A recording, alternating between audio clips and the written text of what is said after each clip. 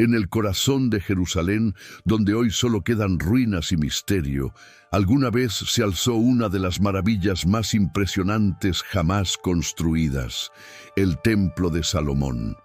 Mencionado en la Biblia, rodeado de oro puro, cedros del Líbano y sabiduría divina, este templo no solo fue un edificio, sino un símbolo del pacto entre Dios e Israel. ¿Cómo fue posible levantar una obra tan majestuosa en una época sin máquinas, sin acero y con herramientas primitivas? ¿Qué secretos escondía su diseño y por qué Dios permitió que fuera destruido? Hoy descubriremos los misterios, la historia y el poder espiritual detrás del templo más asombroso del mundo antiguo. Prepárate para un viaje entre la Biblia, la fe y la arqueología bíblica. El llamado divino y la promesa hecha a David. Todo comenzó con un deseo en el corazón de un rey. David, el hombre conforme al corazón de Dios, había conquistado ciudades, unificado tribus y derrotado a sus enemigos. Su reinado trajo paz y prosperidad a Israel.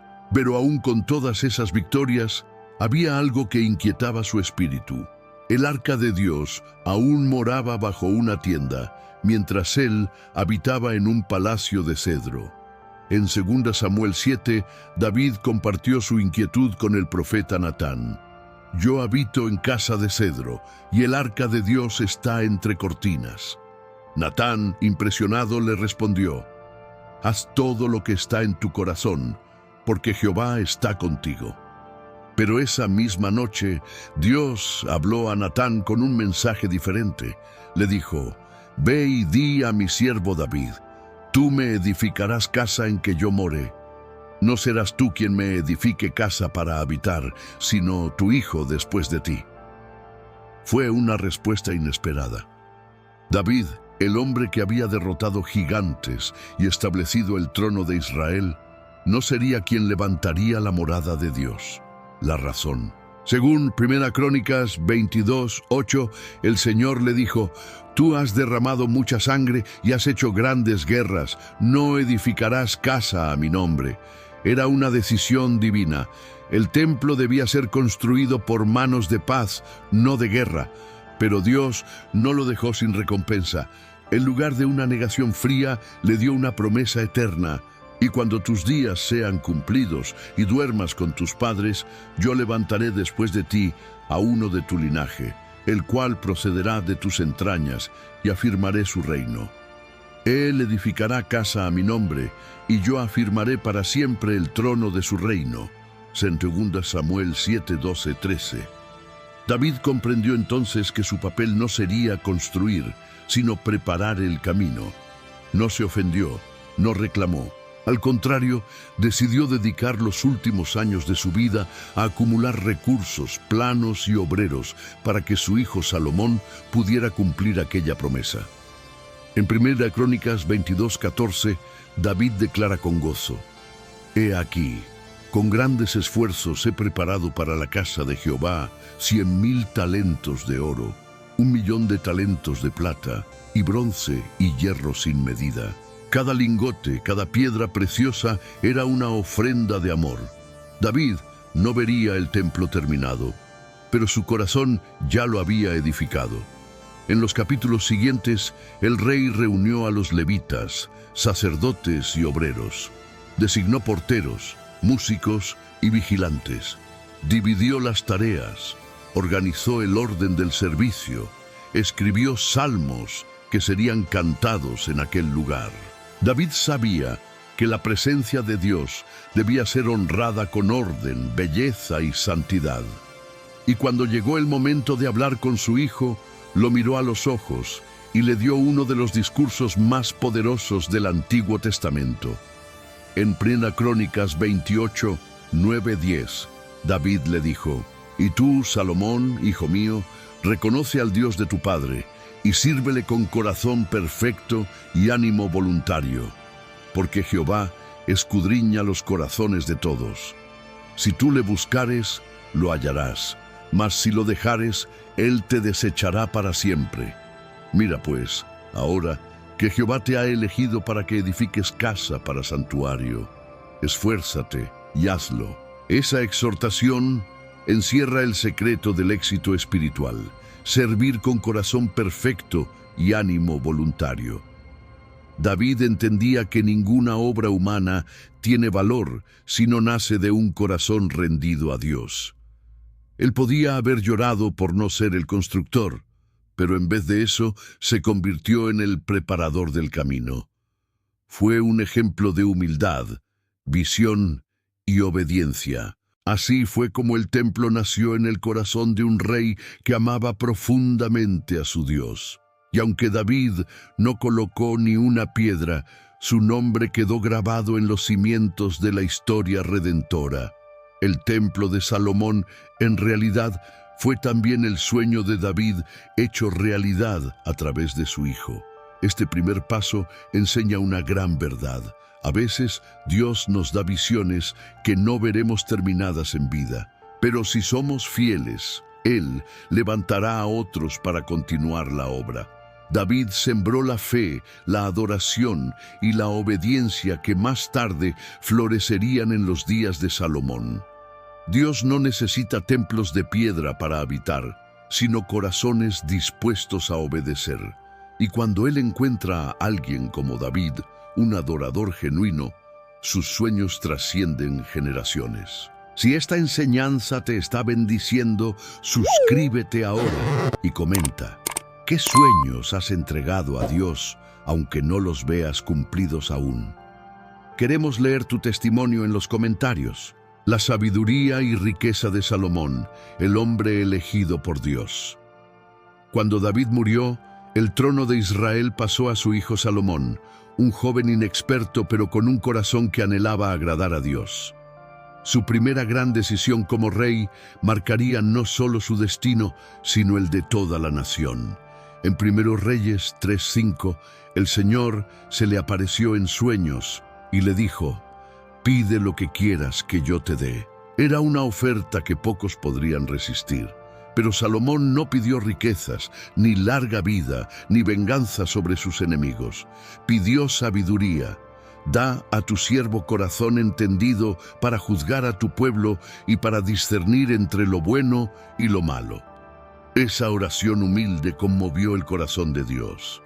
Y el Señor respondió: «Por cuanto no pediste para ti larga vida, ni riquezas, ni la vida de tus enemigos, sino entendimiento, he aquí que te he dado corazón sabio y entendido, tanto que no ha habido otro como tú». 1 Reyes 3:11-12. A partir de ese momento, Salomón se convirtió en el hombre más sabio del mundo antiguo. Su fama se extendió más allá de las fronteras de Israel. Los reyes de la tierra buscaban su consejo, y su reino experimentó una prosperidad sin precedentes. Pero en medio de toda esa grandeza, Salomón nunca olvidó la promesa hecha a su padre David: edificar casa para el Señor. En 1 Reyes 5, el rey escribió a Hiram, rey de Tiro, quien había sido amigo de su padre. Le pidió madera de los majestuosos cedros del Líbano, considerados los árboles más nobles y resistentes de la época. Hiram aceptó con gusto, enviando obreros expertos y flotillas de barcos cargados de troncos hasta el puerto de Jope. Desde allí, los materiales eran transportados hasta Jerusalén, donde miles de hombres se turnaban día y noche para preparar las piezas. Salomón organizó una fuerza laboral inmensa: 30.000 hombres en turnos rotativos, 70.000 cargadores y 80.000 canteros, además de 3.300 supervisores. 1 Reyes 5:13-16. Cada piedra era cortada y tallada en las canteras antes de ser llevada al monte Moria, donde el templo se levantaría. El detalle más impresionante es que no se oyó martillo ni hacha en el lugar de la construcción. Todo se ensamblaba en silencio, porque aquel era un proyecto santo.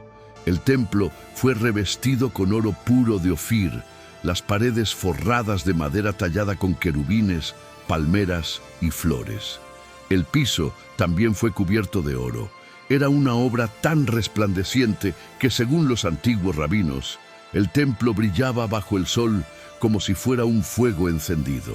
En el corazón del edificio se encontraba el lugar santísimo, donde reposaría el arca del pacto, símbolo de la presencia de Dios. Dentro del arca estaban las tablas de la ley, la vara de Aarón que reverdeció y una vasija con maná, recordando la fidelidad de Dios en el desierto. Salomón entendía que el templo no era una obra de ostentación, sino un espacio de adoración y reverencia. El día de la dedicación fue glorioso. En 1 Reyes 8, el rey reunió a todo Israel. Los sacerdotes llevaron el arca hasta el lugar santísimo, y cuando la colocaron en su sitio, una nube llenó la casa de Jehová, de modo que los sacerdotes no podían permanecer allí por causa de la gloria del Señor. Dios había descendido sobre su templo. Entonces Salomón se arrodilló, levantó sus manos al cielo y oró una de las plegarias más conmovedoras de toda la Escritura. Jehová, Dios de Israel, no hay Dios como tú, que guardas el pacto y la misericordia con tus siervos, que andan delante de ti con todo su corazón. Y añadió, ¿morará Dios verdaderamente sobre la tierra? He aquí que los cielos de los cielos no te pueden contener, cuanto menos esta casa que yo he edificado. 1 Reyes 8, 23, 27. Con esas palabras, Salomón reconoció algo profundo. El templo era grande, pero Dios es infinito. Los muros dorados podían reflejar su gloria, pero jamás contener su esencia. Y sin embargo, el Altísimo decidió manifestar su presencia entre su pueblo, no por la perfección de las piedras, sino por la obediencia del corazón. El reino de Salomón alcanzó su punto más alto. El oro era tan común como las piedras en Jerusalén. Los barcos traían riquezas de todas partes del mundo conocido. Y la reina de Sabá, al escuchar sobre su sabiduría, viajó desde el sur para comprobarlo por sí misma. Cuando vio el esplendor del templo y escuchó sus palabras, exclamó, «Ni aún la mitad me fue dicha». 1 Reyes 10:7. Pero toda esa prosperidad tenía un propósito espiritual, mostrar la gloria de Dios a las naciones. El templo era una predicación viviente, un recordatorio de que el Dios de Israel es sabio, justo y fiel. La sabiduría de Salomón no estaba en sus riquezas, sino en su discernimiento espiritual. Pidió lo correcto, el entendimiento para gobernar conforme al corazón de Dios. Cuando tú buscas primero el reino de Dios, las demás cosas vienen por añadidura. Mateo 6:33. Si esta historia te inspira, suscríbete al canal y déjanos un comentario respondiendo. ¿Qué le pedirías tú a Dios si Él te ofreciera lo que quisieras, como hizo con Salomón? Queremos conocer tu respuesta en los comentarios. La construcción, diseño, simbolismo y misterio. El templo de Salomón fue más que una obra de ingeniería. Fue una revelación divina convertida en arquitectura. Su diseño no nació de la mente de un arquitecto humano, sino de la sabiduría celestial transmitida a través de David y revelada a Salomón por el Espíritu de Dios. En 1 Crónicas 28:19, David declara, «Todas estas cosas fueron trazadas por la mano de Jehová sobre mí, haciéndome entender todas las obras del diseño». Cada detalle tenía un propósito espiritual, y cada medida hablaba de la santidad del Dios de Israel. El templo se edificó en el monte Moria, el mismo lugar donde Abraham estuvo dispuesto a sacrificar a Isaac, Segundas Crónicas 3:1. No fue casualidad. Ese monte representaba obediencia, fe y redención, y siglos después se convertiría en el escenario del sacrificio de Cristo. Dios elige los lugares no por su belleza geográfica, sino por su significado eterno. El templo tenía 3 secciones principales: el atrio, el lugar santo y el lugar santísimo. Cada espacio simbolizaba un nivel más profundo de comunión con Dios. El atrio era el lugar del sacrificio, donde el pueblo traía sus ofrendas y derramaba la sangre del cordero. El lugar santo era donde los sacerdotes ministraban ante la presencia de Dios. Y el lugar santísimo, el más sagrado de todos, albergaba el arca del pacto. Solo el sumo sacerdote podía entrar allí una vez al año, en el día del perdón. Levítico 16:2. El templo fue construido con piedras de gran tamaño, perfectamente talladas, sin que se oyera martillo ni herramienta de hierro durante la edificación. Primero Reyes 6:7. Este detalle era más que un requisito estético. Simbolizaba que la casa de Dios debía edificarse en paz, sin ruido de guerra ni contaminación humana. Así también la Iglesia de Cristo se edifica hoy con piedras vivas, tú y yo, preparadas y moldeadas por el Espíritu, no por el esfuerzo humano. En la entrada del templo se levantaban dos columnas monumentales de bronce. Shaquín, él establecerá, y Boaz, en él hay fuerza. Estas no eran simples pilares decorativos. Eran recordatorios de que todo lo que se sostiene en el reino de Dios se fundamenta en su promesa y en su poder. Nada permanece sin su fuerza y nada se establece sin su palabra. El interior del templo era un espectáculo de esplendor. Las paredes estaban recubiertas con madera de cedro, tallada con figuras de querubines, palmeras y flores abiertas. Primera Reyes 6:29. Todo estaba cubierto de oro puro, incluso el piso. La luz del sol que entraba por las ventanas hacía que las paredes brillaran como fuego. Los rabinos decían que al amanecer el templo reflejaba el resplandor del cielo mismo. Entre los utensilios más impresionantes estaba el mar de bronce, una enorme fuente sostenida por 12 bueyes también de bronce, donde los sacerdotes se purificaban antes de entrar al lugar santo. También había 10 candeleros de oro, 10 mesas con panes de la proposición y altares cubiertos de oro. Cada uno de estos elementos hablaba de pureza, adoración y santidad. Pero lo más significativo era el arca del pacto, que reposaba en el lugar santísimo.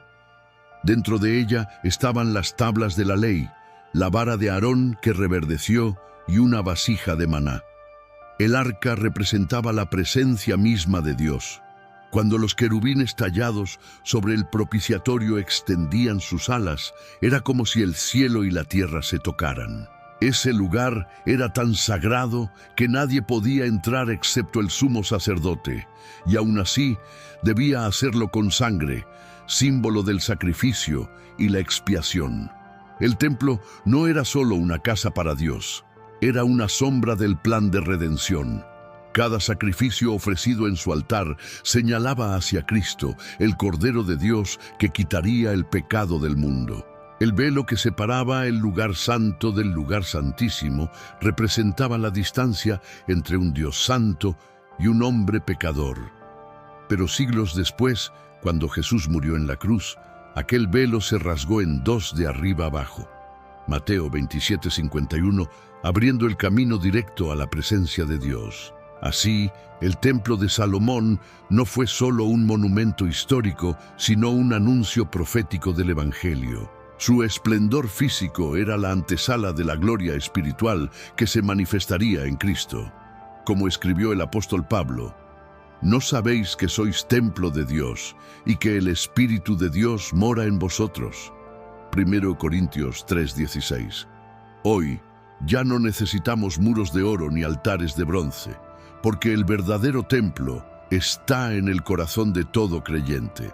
Cuando Salomón completó la construcción después de 7 años de trabajo, el templo se convirtió en el centro espiritual de toda Israel. Era el lugar donde los cielos se abrían y el pueblo se encontraba con su Creador. El diseño, el orden, la belleza y la santidad del templo mostraban cómo debe ser la vida de un hijo de Dios, bien edificada, llena de luz, guiada por el Espíritu y centrada en su presencia. El templo de Salomón fue una imagen terrenal del reino eterno. Así como fue construido con piedras preparadas en secreto, Dios está formando hoy a su iglesia, moldeando corazones, puliendo vidas y preparando un pueblo santo para su gloria. Si este mensaje te ha inspirado, suscríbete al canal y deja tu comentario. ¿Qué significa para ti ser templo del Espíritu Santo en un mundo tan lleno de ruido? Tu respuesta puede inspirar a otros. La dedicación y la gloria descendente de Dios. Cuando el templo de Salomón fue terminado, no bastaba con su magnificencia exterior ni con los tesoros que contenía. El verdadero propósito del templo era albergar la presencia del Dios viviente, y eso solo ocurriría si Él mismo lo llenaba con su gloria. Por eso, Salomón reunió a todo Israel para el momento más solemne y glorioso de su reinado, la dedicación del templo al Señor. El relato en 2 Crónicas 5 y 7 describe una de las escenas más poderosas de toda la Biblia. Los sacerdotes llevaron el arca del pacto al lugar santísimo, bajo las alas extendidas de los querubines de oro. Cuando salieron del santuario, un coro de levitas, músicos y sacerdotes, vestidos de lino blanco, tocaron trompetas y címbalos y levantaron sus voces como un solo hombre diciendo: «Porque Él es bueno y su misericordia es para siempre». 2 Crónicas 5:13. Y fue entonces cuando sucedió algo indescriptible. La gloria de Jehová llenó la casa de Dios, como una nube tan espesa que los sacerdotes no pudieron continuar ministrando.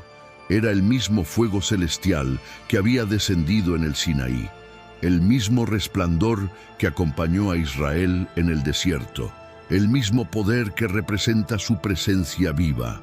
El templo, hecho de oro, cedro y piedra, se convirtió en un trono de luz. El cielo tocó la tierra. Este momento revela un principio eterno. No hay verdadera adoración sin presencia, ni presencia sin entrega total. Salomón no construyó el templo para exhibir poder o riqueza, sino para ofrecer a Dios un lugar donde su nombre fuera honrado. Y cuando el corazón del pueblo se unió en alabanza, el Espíritu de Dios respondió. Así también ocurre hoy. Cuando el pueblo de Cristo se une en humildad, pureza y adoración, el cielo vuelve a descender. Después de que la gloria llenó el templo, Salomón se arrodilló delante de todo el pueblo y elevó una oración que sigue siendo una de las más hermosas y profundas de la Escritura. Es 2 Crónicas 6. Con las manos levantadas al cielo, declaró: «Jehová, Dios de Israel, no hay Dios como tú, que guardas el pacto y la misericordia con tus siervos que caminan delante de ti de todo su corazón». Sus palabras no fueron políticas ni ceremoniales, fueron un clamor sincero de dependencia total.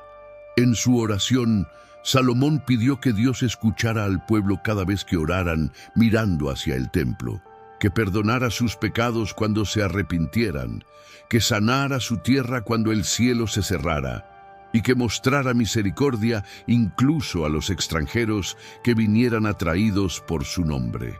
En otras palabras, el rey comprendía que el templo no era solo para Israel, sino para todas las naciones.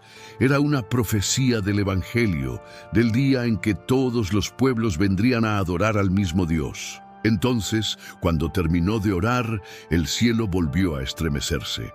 Fuego descendió desde lo alto y consumió los sacrificios del altar, y la gloria del Señor llenó de nuevo la casa. 2 Crónicas 7:1. El pueblo cayó rostro en tierra, adorando, diciendo una vez más: «Porque Él es bueno y su misericordia es para siempre».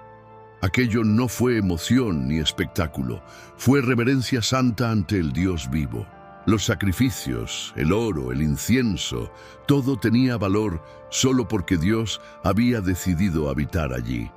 Este momento representa el deseo eterno de Dios, morarse entre su pueblo. Desde el principio, en el Edén, su anhelo fue caminar con el hombre. El templo era la continuación de ese deseo, un lugar de encuentro entre el cielo y la tierra. Y hoy, en Cristo, ese deseo se ha cumplido por completo. Porque ahora no necesitamos un edificio sagrado, sino un corazón rendido. Como dice Hechos 7:48, el Altísimo no habita en templos hechos de manos humanas. Él habita en los corazones limpios y obedientes. La dedicación del templo también enseña algo crucial para nuestros tiempos. No podemos pedir la gloria de Dios sin antes ofrecerle obediencia. La gloria no desciende sobre el orgullo, sino sobre el altar del sacrificio. Cada creyente que desea experimentar su presencia debe, como Salomón, arrodillarse y rendirlo todo. Dios no llena templos vacíos, sino corazones quebrantados.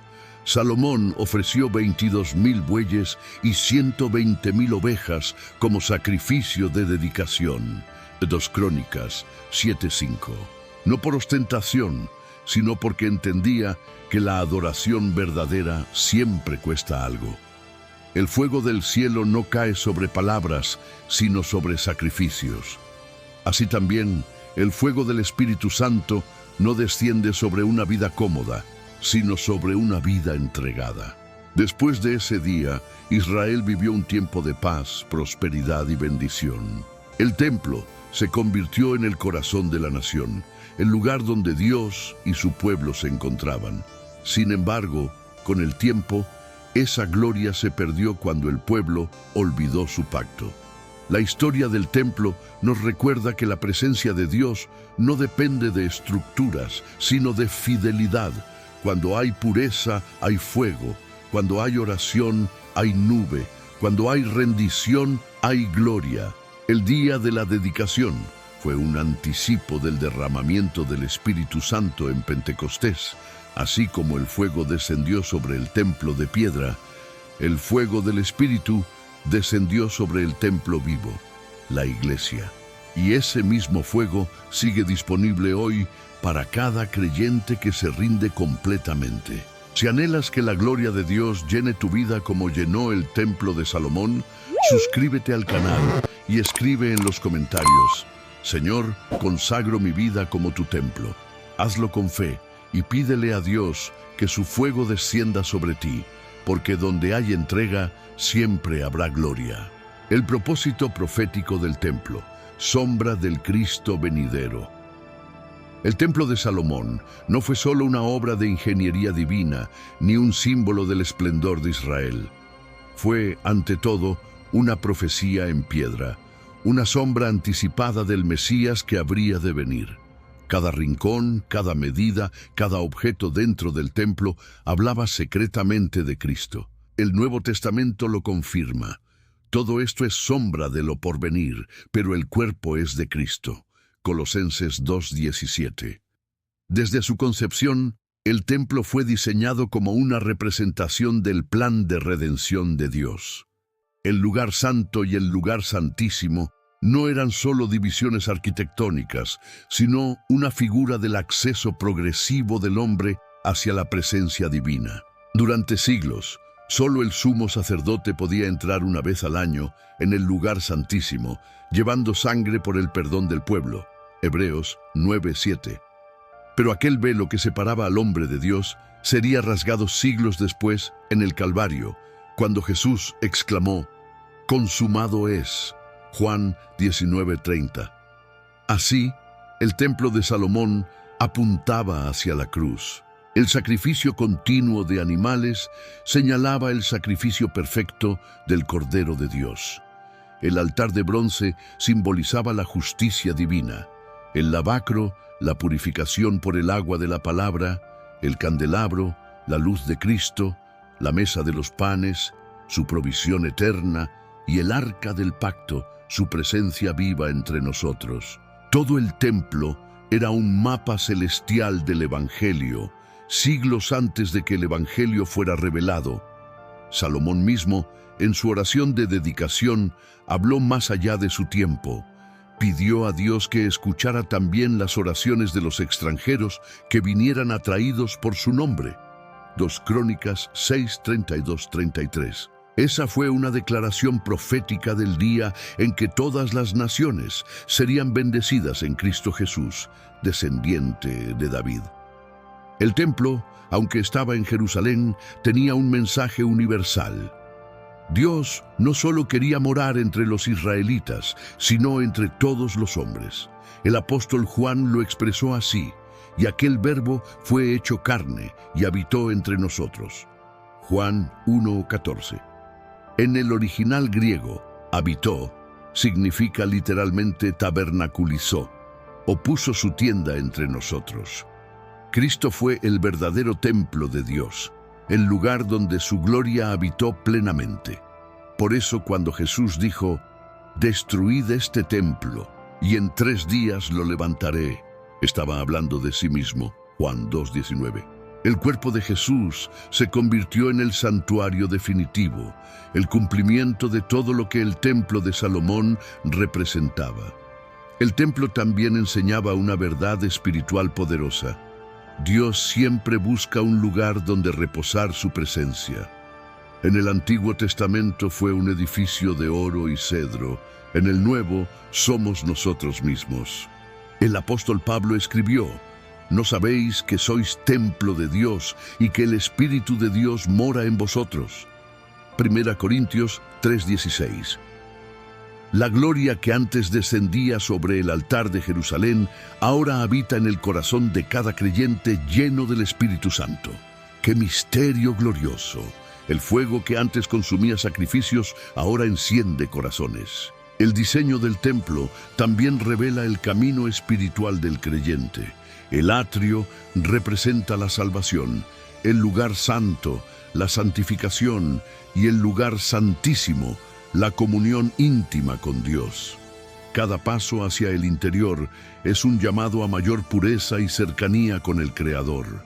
Por eso, Jesús no solo cumplió la figura del templo, también nos abrió el camino para entrar confiadamente hasta el trono de su gracia. Hebreos 10:19-22. Sin embargo, así como el templo tenía que ser cuidado, purificado y mantenido en orden, también el corazón del creyente debe guardarse con diligencia.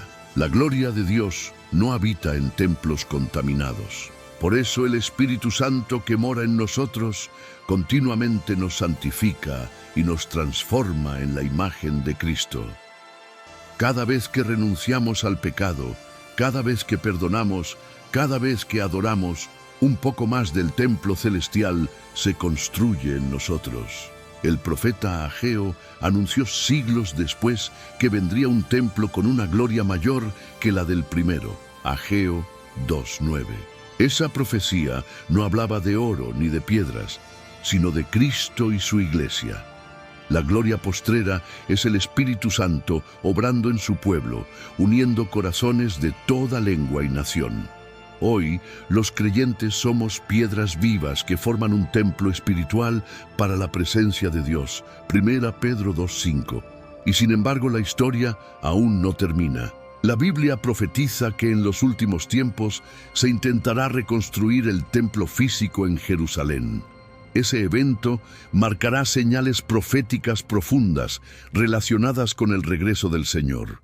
Pero el verdadero templo, el eterno, ya está siendo levantado, no con manos humanas, sino con vidas rendidas al Rey de Reyes. Por eso, al contemplar el esplendor del templo de Salomón, debemos ver más allá de su oro o de su arquitectura.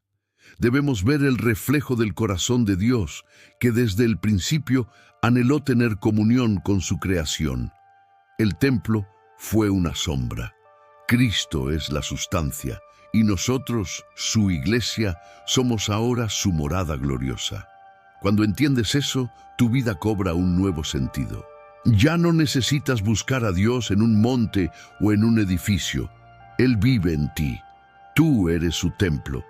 Y así como el fuego descendió sobre el altar de Salomón, el fuego del Espíritu quiere arder en tu interior hoy. Si este mensaje tocó tu corazón, suscríbete al canal y escribe en los comentarios: «Yo soy templo del Dios viviente». Hazlo con fe y comparte este video para que otros también comprendan el propósito profético del templo de Salomón y cómo se cumple en Cristo. Porque la gloria postrera, la gloria que habita en ti, será mayor que la primera. El legado del templo y la presencia de Dios hoy. El templo de Salomón ya no existe, sus muros fueron derribados, su oro saqueado y su gloria aparentemente extinguida, pero su legado no se perdió. Cada piedra del templo sigue hablando, cada historia sigue susurrando un mensaje eterno. La presencia de Dios nunca fue un lugar, sino una relación. El libro de 2 Crónicas 7:16 registra una promesa asombrosa. Porque ahora he elegido y santificado esta casa, para que esté en ella mi nombre para siempre, y mis ojos y mi corazón estarán ahí todos los días. Estas palabras de Dios a Salomón no solo bendecían un edificio, sino un propósito divino. El templo fue una representación física del deseo de Dios de permanecer entre su pueblo. Y aunque los reinos caigan y los templos sean destruidos, su presencia permanece inmutable. Con el paso del tiempo, Israel se desvió. La idolatría, la injusticia y el olvido de la ley de Dios apagaron la llama que antes iluminaba Jerusalén. Los profetas, como Jeremías y Ezequiel, advirtieron que la gloria de Jehová se apartaría del templo debido al pecado del pueblo. Ezequiel 10:18. Y así fue. El templo, que una vez fue la morada de la gloria, quedó vacío. Pero incluso en medio de la ruina, Dios dejó una esperanza. Un día, su presencia volvería a morar entre los hombres. Siglos más tarde, esa promesa se cumplió en una forma inesperada. No en un palacio ni en un edificio de oro, sino en un pesebre humilde. Cuando Cristo nació en Belén, la gloria de Dios volvió a habitar en la tierra. Él fue el nuevo templo, el santuario viviente donde los hombres podían ver y tocar la presencia del Padre. En Él habita corporalmente toda la plenitud de la deidad. Colosenses 2:9. El Hijo de Dios vino a restaurar lo que se había perdido, la comunión directa entre el Creador y su creación. Pero el legado del templo no termina con Cristo. Después de su resurrección y ascensión, el Espíritu Santo descendió sobre los discípulos en Pentecostés, llenando sus vidas con poder y fuego. Ese fue el momento en que el templo espiritual nació. Desde entonces, cada creyente es una morada viva del Espíritu de Dios. El oro ya no es metal, sino fe refinada. El altar ya no es de piedra, sino el corazón del hombre.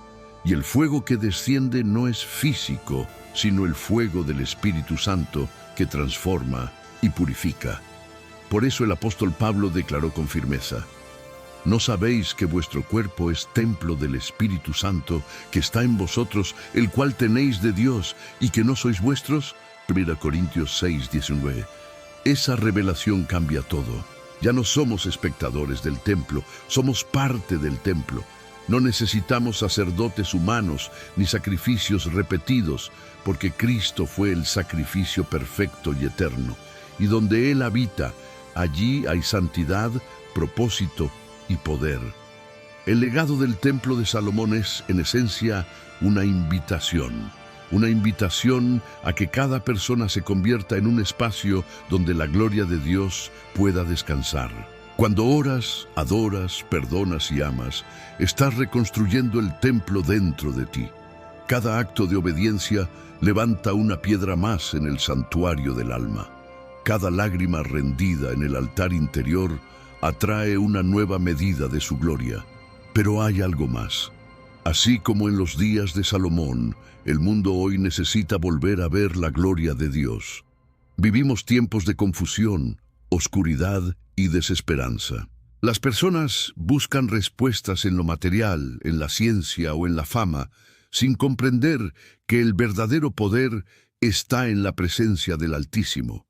Por eso, Dios está levantando una generación de templos vivientes, hombres y mujeres llenos del Espíritu, que caminan en pureza y reflejan su luz en medio de la oscuridad. Esa es la gloria postrera que el profeta Ageo anunció. Esa es la presencia que transformará naciones, familias y corazones.